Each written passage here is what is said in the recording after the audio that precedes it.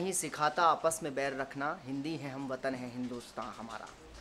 ये लाइन जब किसी शायर ने लिखी होगी तो ज़रा सोचिए कि उसके जहन में कभी ये बात नहीं आई होगी कि कभी हमारे देश में मज़हब के नाम पर बड़ों को छोड़िए बच्चों को भी बांटने की कोशिश की जाएगी। अभी हाल ही में एक बड़ी कंपनी सर्फ बनाती है एक कंपनी, उसका एक ऐड रिलीज़ किया है उसने। होली का त्यौहार आने वाला है, उस पर एक बच्चे जो हैं वो होली मना रहे हैं अपनी कॉलोनी के अंदर। उसमें मुस्लिम बच्चा जो है वो रंग से बचाने के लिए उसकी एक लड़की मदद करती है और बच्चा मस्जिद तक चला जाता है। और वो मस्जिद में चला जाने के बाद से पहले कहता है कि मैं नमाज़ पढ़ के आता हूँ, फिर हम उसके बाद होली खेलेंगे। एक अच्छी स्टोरी डेवलप की है, जो भी क्रिएटर रहा होगा उस ऐड को बनाने के पीछे शायद उसकी मंशा ये रही होगी कि जो एक भाईचारे की जो एक मिसाल है वो पेश होनी चाहिए और होनी भी चाहिए। जाहिर सी बात है हमारे देश को इस वक्त ज़रूरत भी है। लेकिन कुछ धर्म के ठेकेदार होते हैं, वो हर जगह पाए जाते हैं। जब जब इस तरीके की चीज़ें होती हैं तो वो अपनी अपनी बातें अपनी अलग अलग तरीके से रखने लगते हैं। कुछ धर्म के ठेकेदार आए, उन्होंने इन मासूम बच्चों के अंदर लव जिहाद ढूंढ लिया। अब ज़रा सोचिए कि इस मानसिकता पर क्या कहें, क्या बोलें, क्या कहें, क्या सुनें, क्या लिखें, समझ में नहीं आ रहा था। तो सोचा अपने ही लोगों से बात कर ली जाए। मैं बात करूंगा सबसे पहले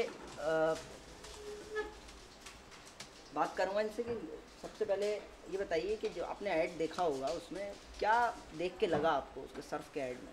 पहले तो जब मैंने इस ऐड को देखा तो मुझे काफ़ी अच्छा लगा। ये कॉन्सेप्ट जो ये आया समझ कि वो नमाज़ पढ़ने जा रहा था, उसका दोस्त था। तो जब आपने मुझे बाद में ये मुद्दा बताया कि ये लव जिहाद था, तब मुझे ऐसा ही लगा कि आज भी देश आगे कभी नहीं बढ़ सकता।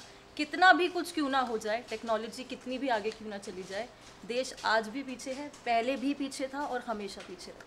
अच्छा, ये ज़रा थोड़ा सा और मुझे बताइए कि जिस तरीके से ऐड बनाने के पीछे जो एक मंशा रही होगी, इतना खूबसूरत ऐड बनाया है, बच्चों को ये बांटने की जो चल रही है कि लोग ये कह रहे हैं कि भाई इस तरीके की चीज़ें नहीं करनी चाहिए, बच्चों को अभी से नहीं बताना चाहिए कि वो हिंदू मुसलमान, क्या इसमें थोड़ी बहुत सर्फ कंपनी जो इसने बनाया है वो भी जिम्मेदार है? नहीं, मुझे नहीं लगता कि वो जिम्मेदार है ऑनेस्टली, क्योंकि सही बोला है कि बच्चों को अगर शुरू से नहीं सिखाएंगे ना, कहते हैं ना अगर आपकी नींव सही नहीं होगी तो पौधा आगे जाके सही फल नहीं देगा।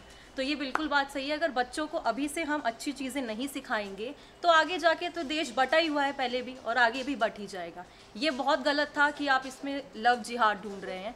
मैं हिंदू हूँ, मेरे बहुत से मुस्लिम फ्रेंड्स हैं, स्कूलिंग मेरी पूरी मुस्लिम फ्रेंड्स के साथ हुई, मेरे बेस्ट फ्रेंड्स हैं और काफ़ी अच्छे मेरे क्लोज फ्रेंड्स भी हैं। इसका मतलब ये तो नहीं ना कि मैं भी लव जिहाद ही कर रही हूँ। ये सोच बहुत ज़्यादा छोटी मुझे लगी कि इतने छोटे छोटे मासूम बच्चे हैं जो होली की ऐड पे दिखाई जा रहे हैं और ऐसे में इस तरह का। मैंने आपका नाम नहीं बताया, उसके पीछे वजह थी। आप अपना नाम दर्शकों को खुद बता दीजिए कि देखिए, आप बताइए अपना नाम। मेरा नाम नैन्सी सेठी है, पंजाबन हूँ मैं, जैसे कि मैंने आपको बताया ही। तो देखा आपने, मैंने नाम इसलिए नहीं बताया कि नाम में अगर मैं बोलूँगा तो शायद हो सकता है कि लव जिहाद का आप तमगा हमें भी दे दें, तो मैंने इनसे ही नाम बुलवाया। आप खुद अब अंदाज़ा लगा लीजिए कि किस तरीके से देश को बांटने की कोशिश हो रही है। तृप्ति से हम बात करेंगे। तृप्ति, ऐड देखा आपने, कैसा लगा आपको ऐड? देखिए, ऐड में कोई कमी नहीं थी और ऐड को लेकर जो आपने विवाद की बात की, तो सबसे पहले मैं तो ये बताना चाहूँगी कि जो लव जिहाद को लेकर लोग भड़क उठते हैं और ख़ास तौर पर जो हिंदुएं होते हैं, जो कट्टरपंथी लोग हैं, मैं उनके ही खिलाफ़ हूँ। क्योंकि लव जिहाद का मतलब हिंदू मुस्लिम के बीच अगर प्यार हो गया तो इसके बिल्कुल ख़िलाफ़ होते हैं वो, जो मुझे बिल्कुल पसंद नहीं आता। क्योंकि आज भी अगर सोच वही है, वही जातिवाद, वही धर्म के खिलाफ़ हो जाना, हम प्यार नहीं कर सकते, जाति को सोचकर प्यार करेंगे, धर्म को देखकर प्यार करेंगे, तो भाई लव जिहाद के सपोर्ट में भी जो होते हैं कि हाँ ये क्यों है। तो मुझे सबसे पहले तो इस चीज़ से बिल्कुल पसंद नहीं है कि लोग लव जिहाद को लेकर क्यों इतना ज़्यादा विवाद खड़ा करते हैं। दूसरी बात, इस छोटे बच्चे हैं यार, उन्हें उस वक्त क्या पता है, पढ़ाई कर रहे हैं वो, उनकी उम्र देखो, उसके बाद सोचो कि तुम उस पर क्या आरोप लगा रहे हो। अच्छा, आपके कुछ मुस्लिम फ्रेंड्स होंगे, ज़रूर होंगे, आपके मोहल्ले में भी शायद रहते हों, कुछ बताइए, कुछ ऐसा कोई एक्सपीरियंस, कुछ इस तरीके की चीज़ें जो अच्छी हों, कुछ बताइए हमारे दर्शकों को। देखिए, मैं अपने बचपन से ज़्यादा मैं ये बताना चाहूँगी क्योंकि मैं अपनी फैमिली के साथ ज़्यादा रही हूँ और फैमिली को लेकर मेरे घर पे अभी मेरे पापा मम्मी के बहुत सारे ऐसे फ्रेंड्स हैं, आते जाते रहते हैं। और मेरे फ्रेंड्स तो दूर की बात, पहले मैं अपने पापा की फ्रेंड्स की बताना चाहूँगी। जब उनकी सोच थी, उस वक्त की सोच में भी कुछ ऐसे लोग हैं जिनकी सोच इतनी अच्छी है।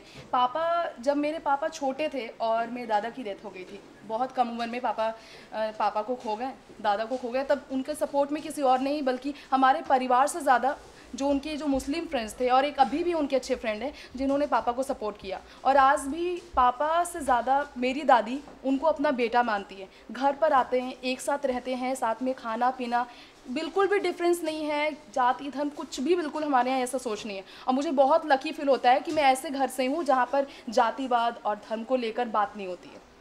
सुना आपने कि किस तरीके से उन्होंने बताया कि हिंदू मुसलमानों के बीच की एक खाई न जाने क्यों बढ़ाई जा रही है।